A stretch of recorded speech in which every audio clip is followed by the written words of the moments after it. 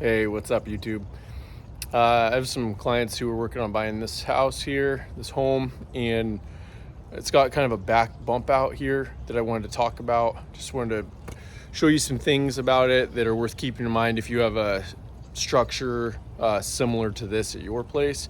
And the main thing we're going to talk about is how the wall kind of slopes out at an angle here, and there's not really a roof, like there's no eaves that stick out to protect the windows or wall. So we believe that this is a old sunroom or just part of the back patio that got closed in at some point, and for some reason they just kind of sloped these back walls out at an angle, and it looks nice. It lets in really nice daylight and everything. The main concern is that over time, especially here, we're in the Pacific Northwest, over time, we're just gonna have a lot more water running down the siding there and hitting all the junctions around the windows. And if it's not really well kept up on with the paint and caulk, there's gonna be more chance of stuff rotting out along there. Also, I just like to point out, it's usually best, especially on the bottoms here, it's best to run the trim down. If you run the trim all the way down past, this seam here is going to be vulnerable to catching more water over time. And then also water is going to tend to wick up into the end grains of this trim. So there's not like an amazing way to do this.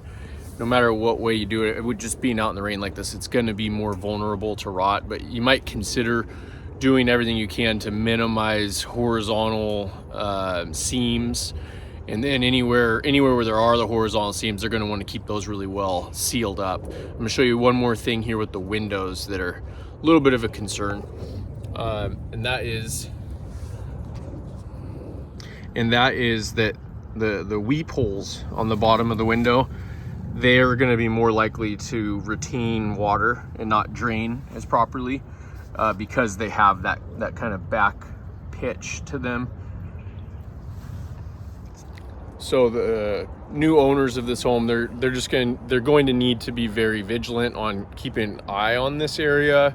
And then if stuff does start to rot, they'll need to be prepared to replace it a little quicker. As I look at it, kind of thinking like you could potentially extend the eaves a little bit when the roof's done. But it is also, one of the problems is it's kind of short here already. So the more, if you start bumping those eaves out further, it starts to become kind of low overhead and just gets in the way. So it's a little bit of an awkward spot to address. If you get 5 different contractors out here, you might get 5 different ideas on how to correct some of this stuff. And there's a lot of value in just getting different people's opinions. But basically, just this is an area to keep in mind if you have something like this at your house. Have a great day.